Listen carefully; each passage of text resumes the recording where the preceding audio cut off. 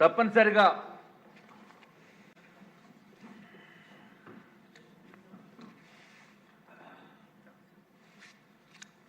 అధ్యక్ష స్వర్ణాంధ్ర విజన్ 2047 అంటంతో గౌరవ ముఖ్యమంత్రి గారు చంద్రబాబు నాయుడు గారు వచ్చారు అధ్యక్ష. కాబట్టి ఈ విజన్ ఉండాలి అంటే గౌరవ ముఖ్యమంత్రి గారు ఉండాలి, చంద్రబాబు నాయుడు గారే ఉండాలి. దీనికి సరి అయిన వ్యక్తి, సరి అయిన నాయకుడు ఆంధ్ర రాష్ట్ర పురోభివృద్ధికై మళ్ళీ కష్టపడి ఆ విజన్ కూడా ఉండాలి. కష్టపడాలంటే నేను కష్టపడతాను, కానీ ఇప్పుడు అది పెద్ద కష్టపడినా మనకేమీ విజన్ ఏమీ ఎంత విజన్ లేదు అధ్యక్ష. నాకు వ్యక్తిగతంగా భారతీయ జనతా పార్టీకి అయితే విజన్ ఉంది.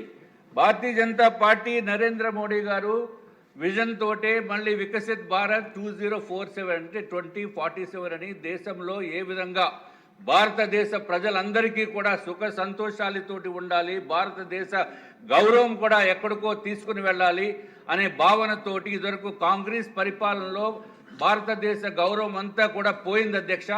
ఎక్కడైనా ఇంటర్నేషనల్లో భారతీయుడంటే గౌరవం లేనటువంటి పరిస్థితి నుంచి ప్రధానమంత్రి నరేంద్ర మోడీ గారు వచ్చిన తర్వాత ప్రతి ఒక్క భారతీయుడికి కూడా ఇంటర్నేషనల్గా గౌరవం అనేది వచ్చింది అధ్యక్ష. అట్లాగే దేశాది నేతల్లో కూడా, ప్రపంచ స్థాయి నేతల్లో కూడా మన భారత ప్రధాని ఒక నేతగా ఉన్నారంటే మనం చాలా గౌరవించుకోవాల్సిన అవసరం ఉంది, మనం ఎంతో గర్వపడవలసిన అవసరం ఉంది అధ్యక్ష.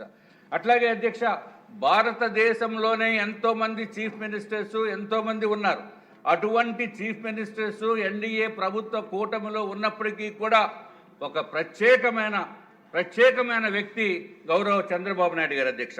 ఈ గౌరవం దేని గురించి వచ్చింది అధ్యక్ష? కేవలము సీట్ల గురించో లేకపోతే ఓట్ల గురించో కాదు అధ్యక్ష.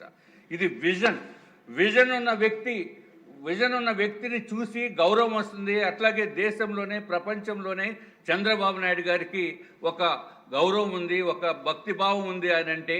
అట్లాగే అధ్యక్ష, ఈ సందర్భంలో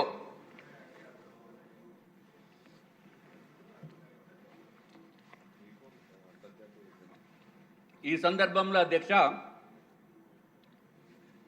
నాకు తెలుసుండి ప్రపంచ స్థాయి వ్యక్తుల్లో ప్రధానమంత్రి నరేంద్ర మోడీ గారికి అట్లాగే చంద్రబాబు నాయుడు గారికి ఉంది అధ్యక్ష. తెలుగువారిలో చంద్రబాబు నాయుడు గారు ప్రపంచంలో ప్రతి ఒక్క తెలుగువారికి ఆయనంటే గౌరవం.